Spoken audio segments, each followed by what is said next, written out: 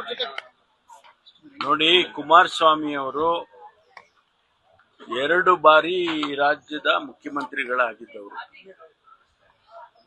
ಮತ್ತು ಈಗ ಅವರು ಬಹಳ ದೊಡ್ಡ ಭಾರಿ ಕೈಗಾರಿಕೆಯ ಸಚಿವರು. ಅದು ಬಹಳ ಪ್ರಾಮುಖ್ಯವಾದಂತ ಖಾತೆ ನಮ್ಮ ದೇಶದಲ್ಲಿ. ಸಾಕಷ್ಟು ಇಂಡಸ್ಟ್ರಿಗಳು ಬರ್ತಾ ಇದೆ. ಇಂಟರ್ನ್ಯಾಷನಲಿ ಭಾರತ ಕೈಗಾರಿಕೆಯಲ್ಲಿ ಬಹಳ ದೊಡ್ಡ ಪ್ರಮಾಣದಲ್ಲಿ ಮುಂದೆ ಹೋಗ್ತಾ ಇದೆ. ಇಂಥ ಸಂದರ್ಭದಲ್ಲಿ ಅವರು ಮಂತ್ರಿಗಳಾಗಿದ್ದಾರೆ.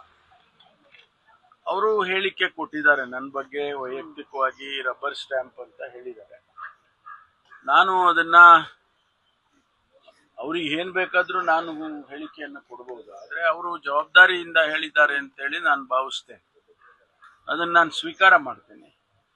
ಮತ್ತು ರಾಜ್ಯದಲ್ಲಿ ಕಾನೂನು ವ್ಯವಸ್ಥೆಯನ್ನ ಯಾವ ರೀತಿ ಆಡಳಿತ ಮಾಡಬೇಕು ಅನ್ನೋ ಅರಿವು ನನಗಿದೆ ಅನ್ನೋದು ಅಷ್ಟೇ ನಾನು ಅವರಿಗೆ ಹೇಳಕ್ ಬಯಸ್ತೀನಿ. ನಾನು ಕೂಡ 38 ವರ್ಷ ರಾಜಕಾರಣದಲ್ಲಿದ್ದೇನೆ. ಅನೇಕ ಹುದ್ದೆಗಳಲ್ಲಿ ಕೆಲಸ ಮಾಡಿದ್ದೇನೆ. ಅವ್ರ ಜೊತೆಯಲ್ಲೂ ಕೆಲಸ ಮಾಡಿದ್ದೇನೆ. ಹಾಗಾಗಿ ಅವರಿಗೆ ನನ್ನ ಸಾಮರ್ಥ್ಯನೂ ಗೊತ್ತು, ನನ್ನ ವ್ಯಕ್ತಿತ್ವನೂ ಅವ್ರಿಗೆ ಗೊತ್ತು ಅಂತ ಅಂದ್ಕೊಳ್ತೀನಿ. ಹಾಗಾಗಿ ಅವ್ರ ಹೇಳಿಕೆ ಅದನ್ನ ನಾನು ಅಷ್ಟು ಸೀರಿಯಸ್ ಆಗಿ ತಗೊಳಕ್ ಹೋಗೋದಿಲ್ಲ. ಸಿಬಿಐ ಎನ್ಕ್ವೈರಿ ಡಿಮ್ಯಾಂಡ್ ಮಾಡ್ತಿದ್ದಾರೆ ಸರ್ ಪದೇ ಪದೇ. ಮತ್ತೆ ಬಳ್ಳಾರಿ ಇನ್ಸಿಡೆಂಟ್ ನಾನು ಹೇಳಿದ್ದೇನಲ್ರಿ, ನಿನ್ನೆನೇ ಹೇಳಿದೆ ನಾನು.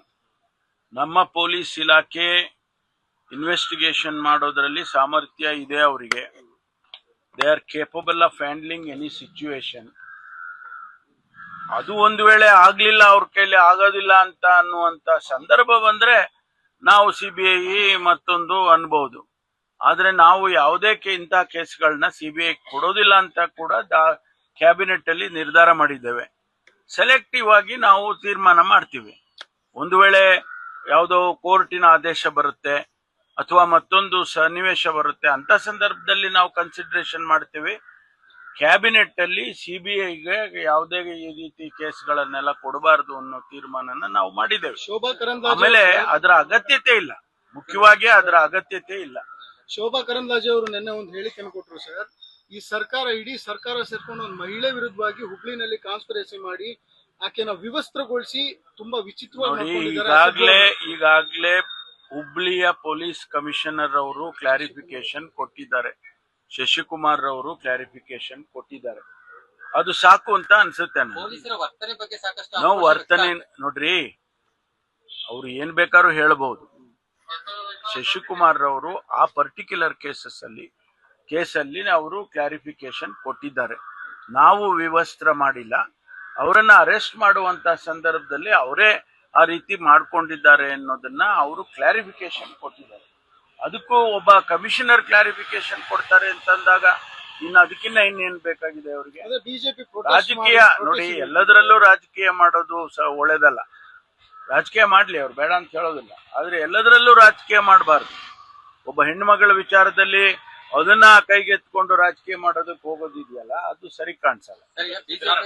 ಆಕ್ರೋಶ ವ್ಯಕ್ತಪಡಿಸ್ತಾ ಇರೋದಂದ್ರೆ ಟಾರ್ಗೆಟ್ ಮಾಡಿದ್ದಾರೆ, ಬಿಜೆಪಿ ಅವ್ರನ್ನ ಟಾರ್ಗೆಟ್ ಮಾಡ್ತಾ ಇದ್ದಾರೆ. ನೋಡಿ, ಯಾವ ಪಕ್ಷದವರನ್ನು ಅವರ ರಾಜಕೀಯ ಪಕ್ಷದ ಹಿನ್ನೆಲೆಯಲ್ಲಿ ಟಾರ್ಗೆಟ್ ಮಾಡೋದಕ್ಕೆ ಹೋಗೋದಿಲ್ಲ. ನಾವು ಪೊಲೀಸ್ನವರು ಆ ಕೆಲಸ ಮಾಡೋದಕ್ಕೆ ಸಾಧ್ಯನೂ ಇಲ್ಲ, ಮಾಡಕೂಡ್ದು. ನಾವು ಮಾಡೋದಕ್ಕೆ ಅವರಿಗೆ ಯಾವುದೇ ಅವಕಾಶಗಳನ್ನು ನಾವು ಕೊಡೋದು ಇಲ್ಲ. ಅದರಿಂದ ಯಾವುದೇ ರಾಜಕೀಯ ದುರುದ್ದೇಶದಿಂದ ಪೊಲೀಸ್ನವರು ಬಿಹೇವ್ ಮಾಡೋದಿಲ್ಲ. ಸರ್, ಕಗ್ಲಿಪುರದಲ್ಲಿ ಅಕ್ರಮ ಬಾಂಗ್ಲಾದೇಶಿಗರು ಬಂದು ನೆಲೆಸಿದ್ದಾರೆ ಸರ್. ಅಲ್ಲಿ ಕಸಾಯುವಂತ ಕೆಲಸ ಎಲ್ಲ ಬಂದು ನಾವು ದುಡ್ಡು ಕೊಟ್ಟು ದೇಶದ ಒಳಗಡೆ ಬಂದಿದೀವಿ ಅನ್ನೋ ಮಾತುಗಳನ್ನು ಕೂಡ ಅಲ್ಲಿ ಹೇಳ್ತಾ ಇದ್ದಾರೆ. ಅಲ್ಲ, ನೀವು ಸ್ವಲ್ಪ ರೀಫ್ರೇಸ್ ಮಾಡ್ಕೊಳ್ಳಿ ನಿಮ್ ಸ್ಟೇಟ್ಮೆಂಟ್ ಅನ್ನು. ನೆಲೆಸಿದ್ದಾರೆ ಅಂತ ಅಂದ್ರೆ ನೀವು ಅದನ್ನ ಪ್ರೂವ್ ಮಾಡ್ಬೇಕಾಗುತ್ತೆ. ನೀವು ಅದರಿಂದ ನಿಮ್ಮ ಸ್ಟೇಟ್ಮೆಂಟ್ ಅನ್ನ ದಯಮಾಡಿ ರೀಫ್ರೇಸ್ ಮಾಡ್ಕೊಳ್ಳಿ. ನಿಮಗೆ ಸುದ್ದಿ ಬಂದಿದ್ರೆ ಅದನ್ನ ಹೇಳಿ. ಇಲ್ಲ ಸರ್, ಅಲ್ಲಿ ಹೋಗಿ ಮಾತಾಡ್ಸಿದೀವಿ. ಅಲ್ಲ, ಬಾಂಗ್ಲಾದೇಶದವರು ಅಂತ ನೀವು ಹೋದ್ರೆ ನೀವೇ ನಮ್ಗೆ ಡಾಕ್ಯುಮೆಂಟೇಶನ್ ಮತ್ತೊಂದು ಕೊಡ್ಬೇಕಾಗುತ್ತೆ. ಅದರಿಂದ ದಯಮಾಡಿ ಅದು ಬೇಡ, ರಿಫ್ರೆಶ್ ಮಾಡಿ. ನಿಮಗ್ ಸುದ್ದಿ ಬಂದಿದ್ರೆ ಹೇಳಿ, ಅದೇನ್ ತೊಂದರೆ ಇಲ್ಲ. ನಾವು ಯಾರೇ ಬಾಂಗ್ಲಾದೇಶದವ್ರು ಇದ್ರೆ, ಅನಧಿಕೃತವಾಗಿ ಬಾಂಗ್ಲಾದೇಶದವರು ರಾಜ್ಯದಲ್ಲಿದ್ರೆ ಅವರನ್ನ ನಾವು ಹಿಡಿತೀವಿ ಮತ್ತು ಅವರನ್ನ ಡಿಪೋರ್ಟ್ ಮಾಡ್ತೀವಿ. ಮೊದಲನೇದಾಗಿ ಅವರ ಎಂಬಸಿಗೆ ಅವರಿಗೆಲ್ಲ ಹೇಳ್ತೀವಿ, ಡಿಪೋರ್ಟ್ ಮಾಡ್ತೀವಿ. ಸಾಕಷ್ಟು ಕೇಸುಗಳಲ್ಲಿ ನಾವು ಮಾಡಿದ್ದೇವೆ. ಹಾಗಾಗಿ ಯಾರೇ ಬಾಂಗ್ಲಾದೇಶಿಸು ಅನಧಿಕೃತವಾಗಿ ಬೆಂಗಳೂರಿನಲ್ಲಾಗ್ಲಿ ಕರ್ನಾಟಕದಲ್ಲಿ ಎಲ್ಲೇ ಇದ್ರೂ ಕೂಡ ಅವರನ್ನ ಗುರ್ತು ಹಚ್ಚಿ ಅವರನ್ನ ಡಿಪೋರ್ಟ್ ಮಾಡುವಂತ ಕೆಲಸವನ್ನ ಮಾಡ್ತೀವಿ. ಸಿದ್ದರಾಮಯ್ಯ ಹೇಳಿದ್ದಾರೆ ಎಷ್ಟು ದಿನ ಇರ್ತೀನೋ ಗೊತ್ತಿಲ್ಲ ಅಂತ ಹೇಳಿ, ಎಷ್ಟು ದಿನ ಅಧಿಕಾರದಲ್ಲಿ ಇರ್ತೀನೋ ಕೂಡ ಗೊತ್ತಿಲ್ಲ. ಅರಸವ್ರ ದಾಖಲೆನ ಒಂದ್ ಕಡೆ ಮುಟ್ಟಿದ್ದಾರೆ. ಅದೇ ನಡುವೆ ಇನ್ನೊಂದು ಹೇಳಿಕೆ ಅಂತಂದ್ರೆ ಎಷ್ಟು ದಿನ ಇರ್ತೀವಿ ಅನ್ನೋದು ಗೊತ್ತಿಲ್ಲ. ನಾನೇನ್ ಹೇಳ್ಬೇಕು? ವಾಟ್ ಡು ಯು ಎಕ್ಸ್ಪೆಕ್ಟ್ ಹೇಳಿ. ನಿರೀಕ್ಷೆ ಇದೆ ಸರ್ ಸಿಎಂ ಆಗೋದು. ಅಲ್ಲ ಅವ್ರು ಹೇಳಿದ್ದಾರೆ, ನಿಜ ಅವ್ರು ಹೇಳಿದ್ದಾರೆ. ಅದಕ್ಕೆ ನನ್ನನ್ನ ಪ್ರತಿಕ್ರಿಯೆ ಯಾಕೆ ಕೇಳ್ತಾರೆ? ಸಂಕ್ರಾಂತಿ ನಂತರ ಕ್ರಾಂತಿ ಸುಳಿವೇನಾದ್ರು ಸಿಕ್ಕಿದೆ ಸರ್? ಥ್ಯಾಂಕ್ ಯು, ಸರ್ ಅವ್ರ ಹೇಳಿಕೆನಲ್ಲೇ ಸಿದ್ದರಾಮಯ್ಯ ಅವರ ಹೇಳಿಕೆನಲ್ಲೇ ಬದಲಾವಣೆಗಳಾಗ್ತಾ ಇದೆ sir. Thank you so much. ನಲ್ಲಿ ಎಕ್ಕಿಲ್ದಂತೆ ಸಾಕ್ತಾ ಇದೆ. ಈಗಾಗಲೇ ಈ ಬಗ್ಗೆ ಸುದ್ದಿ ಕೂಡ ಮಾಡಿದೀವಿ. ಏನ್ ನಿಮ್ಮ ರಿಯಾಕ್ಷನ್? ತೀರಾ ಅಂದ್ರೆ ಎಸಿಪಿ ಆಫೀಸ್ಗೆ ತೀರಾ ಹತ್ತಿರದಲ್ಲಿ ಈ ಒಂದು ದಂಧೆ ನಡೀತಾ ಇದೆ ಸರ್, ಲಕ್ಷ ಗಟ್ಟಲೆ. ನಾನು ಅದನ್ನು ವಿಚಾರ ಮಾಡ್ತೇನೆ. ಸತ್ಯ ಅಂತ ಕಂಡು ಬಂದ್ರೆ ಯಾರು ಏನು ಏರಿಯಾದ ಆಫೀಸರ್ಸ್ ಇದ್ದಾರೆ ಅವ್ರ ಮೇಲೆ ನಾನು ಕ್ರಮ ತಗೊಳ್ತೀನಿ. ಹೋಗಿ ಲೇಔಟ್ ಅಲ್ಲಿ ಏನಾದ್ರು ಚರ್ಚೆ ಮಾಡ್ತಾರೆ?